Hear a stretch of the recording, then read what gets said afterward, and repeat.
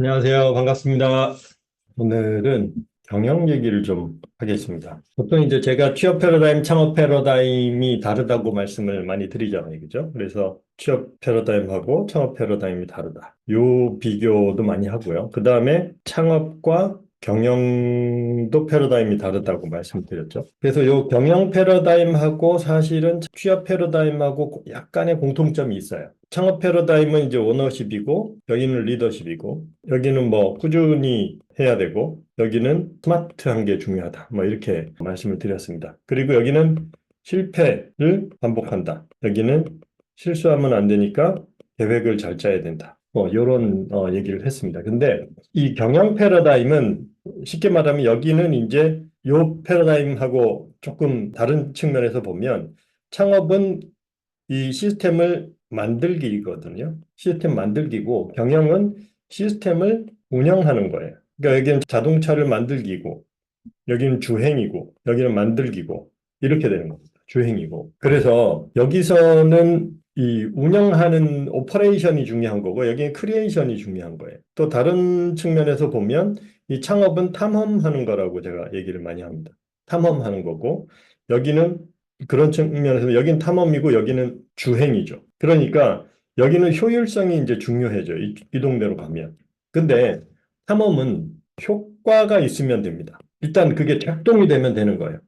그래서 이 창업은 길을 뚫는 일이라면 길 뚫기다라고 하면 경영 쪽은 길을 다듬는 거예요. 다듬기고 길을 넓히는 거고 넓히기 뭐 이런 겁니다. 그래서 요게 패러다임이 좀 다르다. 이렇게 보시면 될 것 같아요. 자, 그렇게 이제 말씀을 드리는데 우리가 요 창업 단계에서 보면 여기서 여기까지를 창업 단계라고 하고 여기를 이제 경영 단계라고 말씀을 드리잖아요. 그죠? 여기가 경영이고 여기가 창업인데 대부분 작은 회사들이 창업 단계에서 이제 코칭을 받고 그다음에 이제 제가 그동안 한 10년 정도 계속 코칭을 한 건 이쪽 단계에 계신 분들 많이 코칭을 쭉 했단 말이에요. 그래서 쭉 하다 보니까 이제 2단계를 넘어서서 2단계로 넘어간 분들이 이제 점점 많아집니다. 근데 2단계에서는 제가 무조건 시행착오를 반복해라. 그리고 안 되면 빨리빨리 바꿔라. 뭐 이런 얘기를 많이 합니다. 설계해라. 설계, 시운전, 완성. 이런 얘기를 이제 계속 반복을 하니까 내가 지금 이 경영 단계로 왔는데 아직도 이 창업 단계 패러다임으로 자꾸 또 하려고 하는 경향들이 보이더라고요. 뭔가 새로운 아이템이나 새로운 아이디어가 나오면 그걸 가지고 다시 판을 짜려고 해요. 그러니까 여기는 판 짜기고 여기는 판 돌리기인데 자꾸 짜는 버릇이 생기니까 자꾸 설계도를 그려요. 그래가지고 다시 새로 하려고 하고 뭐 이런 경우들이 종종 생깁니다. 그래서 각 단계에 따라서 내가 이 단계에 있다면 이걸 많이 해야 되지만 요 단계를 벗어나면 이쪽 단계의 패러다임, 이쪽 단계의 방법론, 이쪽 단계의 문화 이런 것들을 또 내가 익힐 필요가 있다는 거예요. 근데 사실은 이게 약간 원래 취업 패러다임이랑 비슷한데 이것도 너무 열심히 하다 보면 이거 까먹어요. 그래서 다시 여기서 이쪽으로 넘어가는 훈련을 좀 해야 됩니다. 그래서 여기는 뭐냐 하면 운영이니까 오퍼레이션이잖아요. 그러니까 여기서 뭔가 수정을 할 때 이때는 냅다 바꾸라고 막 하지만 여기서는 수정할 때 조심해서 해야 돼요. 그래서 제가 깔짝깔짝 하라고 얘기를 하는데 깔짝깔짝 수정을 하고 AP 테스트를 해야 되고 뭐 이런 것들은 사실 이 경영 패러다임 쪽에서 합니다.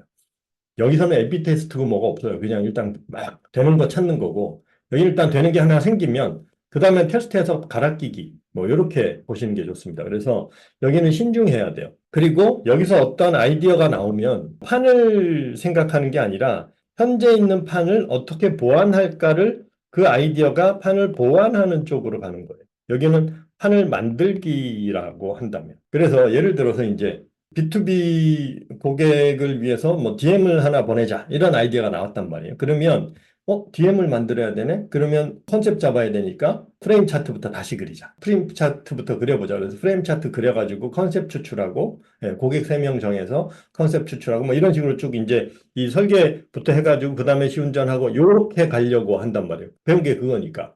근데 요 단계에서는 그렇게 하면 안 되고, 자, DM을 하면 이게 현재 설계도에서 어디에 해당하는지를 찾아요. 그러면 기존에 내가 예를 들어서 인스타에서 광고해가지고 랜딩 페이지에서 신청받아서 B2B니까 상담을 했단 말이에요. 그리고 이제 계약해가지고 서비스 제공을 한다면 고객 입장에서는 사용을 하겠죠. 이렇게 한다면 여기서 DM 발송이라는 게 이 설계도에서 어디에 해당하지를 찾아보시면 그거는 이쪽이겠죠. 그죠? 그러면 DM 리스트가 있을 거고 DM 리스트를 가져와야 될 거고 그 다음에 거기다가 내가 DM을 작성을 해야 되겠죠.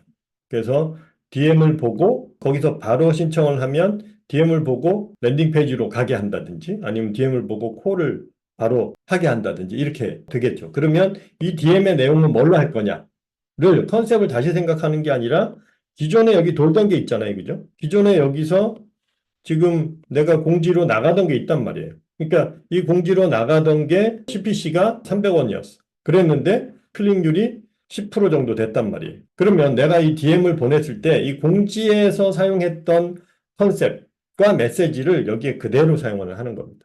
그걸 뭐 새로 고민하는 게 아니라 그냥 그걸로 DM을 만들어요, 그냥. 그래서 공지하고 랜딩 페이지 내용이겠죠. 공지하고 랜딩 페이지 내용을 가지고 DM을 만들어요. 그래서 그렇게 구성을 해가지고 일단 뿌려보는 겁니다.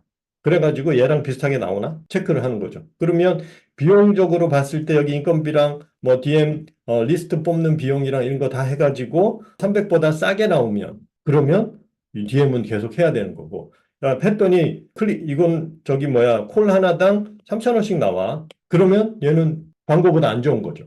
그죠? 그럼 일단 쓸 필요가 없는 겁니다. 근데 또 여기서 그렇게 콜한 거는 신청 전환율이 10%가 나오는데 내가 광고 랜딩 페이지에서 하는 건 5%가 나왔어. 이렇게 했다면 자, 광고 쪽에서 CPA 신청당 광고비가 만약에 10,000원이 나왔다. 근데 DM을 했더니 여기 CPC는 3,000원이 나왔는데 신청당 광고비는 9,000원이 나왔어요. 그러면 얘가 더 유리한 거. 그럼 또 DM은 기본 라인으로 들어오는 겁니다. 이런 식으로 이게 이제 일종의 AP 테스트에 해당하는 거예요. 그래서 뭔가가 나왔을 때 그걸 가지고 판을 새로 만드는 게 아니라 그럼 지금 기존에 돌고 있는 거를 걔가 보완할 수 있느냐, 대체할 수 있느냐를 체크를 하고 보완할 수 있으면 보완해서 추가로 같이 돌리거나 아니면 대체할 수 있다면 대체해가지고 바꿔버리는 거죠. 그래서 그런 식으로 하는 거예요. 여기도 마찬가지예요. 자, 지금까지 상담을 했는데 새로운 교육, 뭐 세미나라는 그 아이디어가 하나 나온 거예요. 그러면 자, 이 세미나를 새로 이걸 컨셉을 찾아가지고 야, 이거 다시 처음부터 돌리는 게 아니라 기존에 나가는 공지 랜딩 페이지에서 신청을 하는데 여기서 상담 신청이었는데 요거를 그냥 세미나 신청으로 바꾸는 거죠. 그죠? 그래서 여기까지는 그대로 쓰고 여기서 이쪽으로 보냈을 때 어떤 결과가 나오는지 일로 보냈을 때 어떤 결과가 나오는지를 비교를 해서 단골 전환율보다 세미나 단골 전환율이 더 높다. 그리고 이쪽 비용이 더 싸다. 그러면 결과적으로 이 CPF가 더 잘 나오겠죠. 단골 한 명당 비용이 세미나와 상담을 비교를 했을 때 세미나가 더 효율적이다. 라고 하면 이쪽으로 가는 거예요. 그래서 이런 식으로. 근데 세미나를 가지고 판을 새로 만들 필요는 없다. 이 얘기입니다. 경영 단계에서 이 운영 단계로 접어들었다 그러면 일단 여기는 잠시 잊으시는 게 좋아요. 여기서 발생한 일은 대부분은 설계도상에서 일어나는 일입니다. 그래서 어떤 아이디어가 일어나면 어떤 고민이나 문제가 생기면 항상 설계도를 꺼내놓고 여기서 그게 어디에 해당하는지를 찾는 게 핵심이에요. 그래서 어디에 해당하는지를 찾고 거기를 보완하거나 대체하거나 이런 식으로 하시는 게 좋습니다. 그래서 이 창업을 우리가 하는 이유가 뭐 만드는 연습하려고 하는 게 아니잖아요. 그죠? 물론 탐험하는 사람들은 맨날 탐험만 합니다. 근데 비즈니스는 안 그래요. 창업을 했으면 그거 갖고 돈 벌려고 하는 거죠. 그죠? 그거 가지고 우리는 내 단골을 늘리려고 하는 거죠. 그다음부터는 목표를 잡아서 내가 단골을 이번 달에 1,000명을 모았으면 내년에는 뭐 10,000명을 모으겠다. 후후년에는 뭐 10만 명을 하겠다. 이런 식으로 이제 여기에 에너지를 써야 되는 거예요.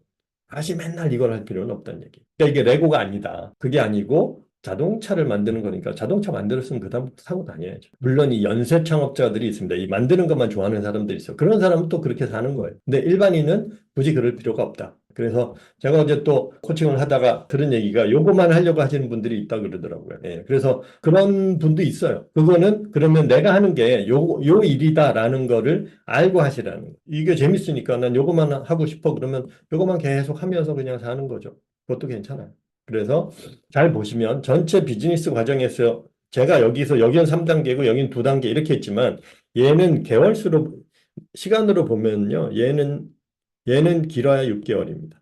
물론 뭐 이건 뭐 한 3년씩 하는 분도 계세요. 근데 어쨌든 1개월에서 한 6개월 정도가 일반적인 거고, 물론 뭐 1년, 2년 더 걸릴 수도 있습니다. 그 다음에는 대부분 2단계 있다. 그래서 여기서 10년, 20년 하는 거예요. 그러니까 사실은 우리는 오퍼레이션을 잘 하려고 하는 거다. 이렇게 생각을 하시면 좋을 것 같습니다. 그 다음에 이제 또 하나 중요한 포인트가, 자, 그렇게 해서 내가 일로 왔어요. 근데 이제 사업을 확산 단계로 넘어가면, 자, 운영 단계에서는 이렇게 되는데, 확산 단계에서 타겟 시장 추가하거나 진출할 때 있잖아요. 요때는 또 요 기법을 또 다시 씁니다. 그러니까 이 두 가지 패러다임을 내가 자유롭게 운영을 할 수 있어야 돼요. 이제 회사가 좀 돌아간다고 하면. 그래서 이 두 개가 다르다는 걸 알고 내가 이 단계에 있다가 다시 일로 갈 때가 있어요. 그래서 어떤 분이 이제 재창업을 하거나 예를 들면 사업을 하나 해가지고 성공을 했어요. 그랬는데 새로 사업을 시작을 하고 싶어. 아니면 매장을 더 늘리고 싶어. 뭐 이런 경우들이 있습니다. 그때 자, 요걸 배웠으니까 이게 더 선진문물이라고 생각하고 이 방법론을 가지고 다음 창업을 하려고 해요. 그런 마음입니다. 그래서 이 방법을 가지고 내가 성공을 했더라도 창업 패러다임은 다르다. 그래서 내가 다시 창업한다면 다시 이리로 가야 돼.